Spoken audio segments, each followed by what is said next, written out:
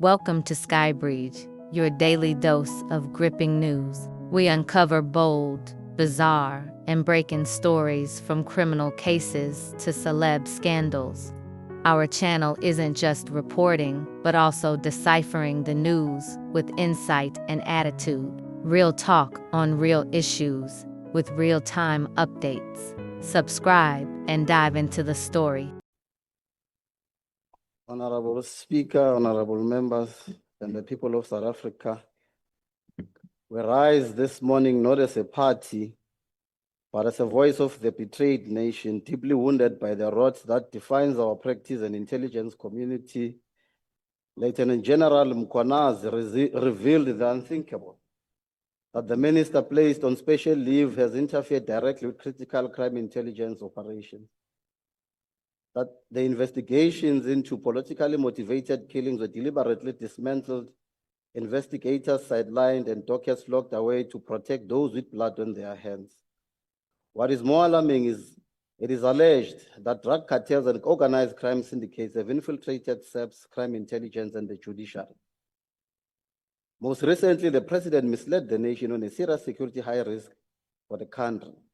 Once Parliament, SAP's NPA, and the judiciary are compromised and in cahoots with criminals, we don't have a credible government. Now, these allegations are a red flag of a deep state. Disturbingly, the morally and ethically questionable president delivered a carefully worded national address in defense of the CR 17 bank statements and Phala Phala. We rise with fever and anger, grounded in the blood of soaked soil of our struggle to oppose this vote. It remains a crater of corruption, secrecy, and betrayal. Let it be said clearly that this is not a vote for safety, it is a vote for surveillance, a vote for suppression, a vote to shield the corrupt from the consequences of their treason. This vote has become a tool of domestic control, not of national security. State security should refer to safeguarding of the country's sovereignty, constitutional order, territorial integrity, and the safety of its citizens against internal and external threats. However, its true meaning beyond the official definition depends on how it is implemented, who controls it, and whether it serves the people or the elite or the criminal syndicates and organized crime. The Zondo Commission exposed how state security was abused to target progressive forces for refusing to conform to elite pressure and influence that discriminated against the majority in their land and failed to uphold the founding principles of the Freedom Charter.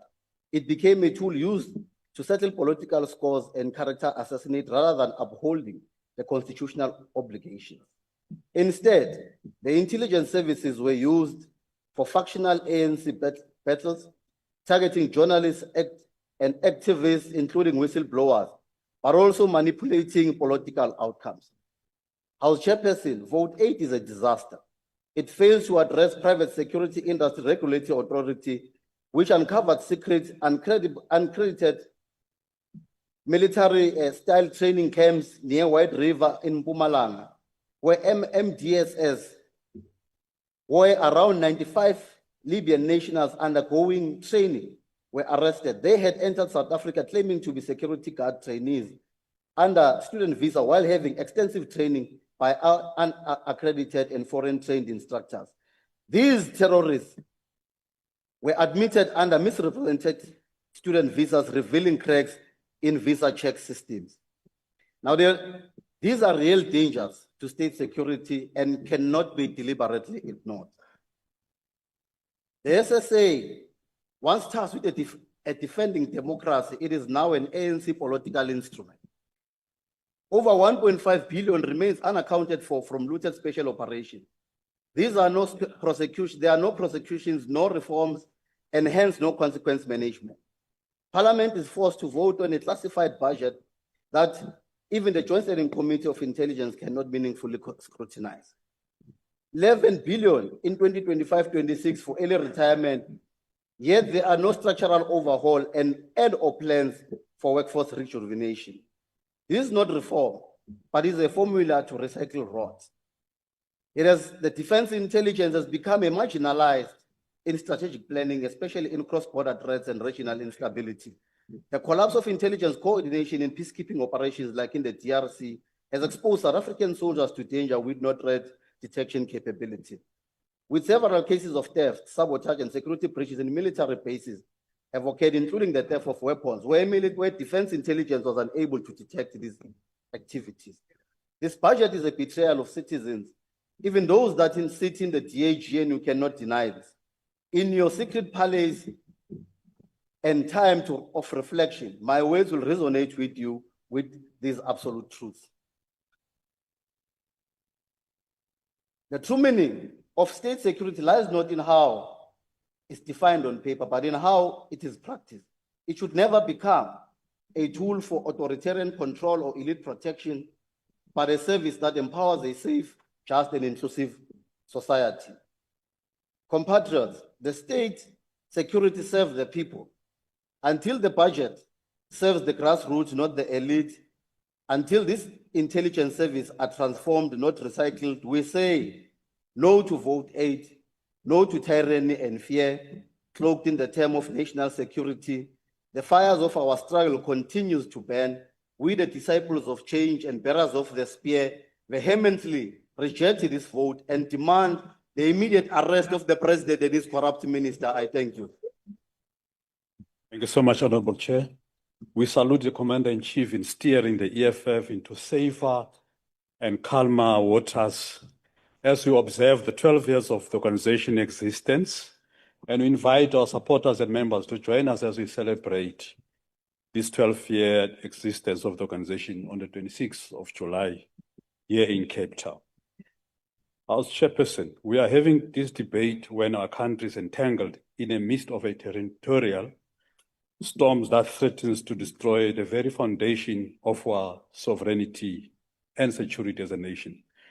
Ordinary citizens are justified in thinking that the ship has no captain, that is free for all, and that the little intelligence capacity the state has is in fact captured by criminals who project themselves as leaders. The budget outcomes presented here today do not demonstrate a clear appreciation of the priorities for ensuring the security of the state against both external and internal threats. Chairpersons, General Mchunu spoke out publicly with clarity of the crisis in the country, specifically in the South African police services. The country's entire security apparatus is used by those with nefarious intent to enrich themselves and inflict harm on defenseless people, and by extension, inflict harm on the very security of the state. Among those involved in the aforementioned, we have key leaders such as Honorable Nchaveni, who is the minister here. And some of these people, such as herself, are functionaries clothed with authority that should be reserved for only men and women of integrity. She lacks such integrity. The collusion between the criminal underworld, be it domestic or external, poses grave dangers for our country and the fabric of society. This possesses existential concern for the country.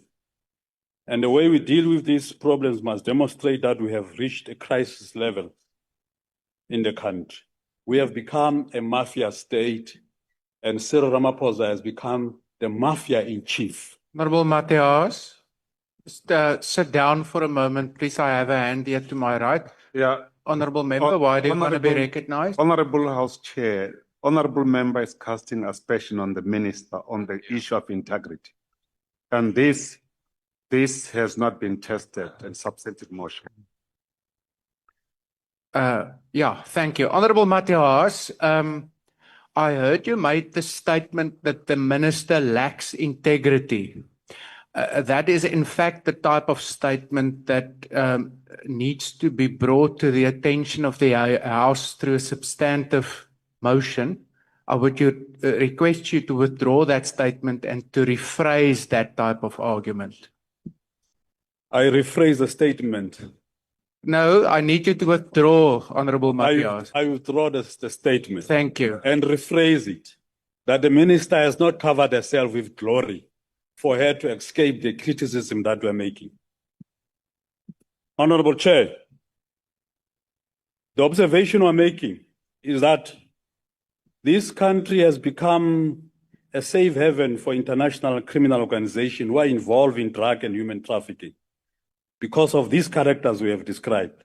These two we are unable to detect and prevent because our intelligence services are thoroughly incapable of doing the intelligence work necessary to detect and prevent such occurrences. When the president took the state security agencies under the presidency, he did so presumably to prevent its hollowing out that had been initiated under the Zuma corrupt administration. This is a vicious cycle of the ANC corrupt leaders replacing one another at any given time. But what this has done now is to insulate the state security agency from proper oversight from parliament and allow the president massive resources to be used for political expedience as a mafia in chief.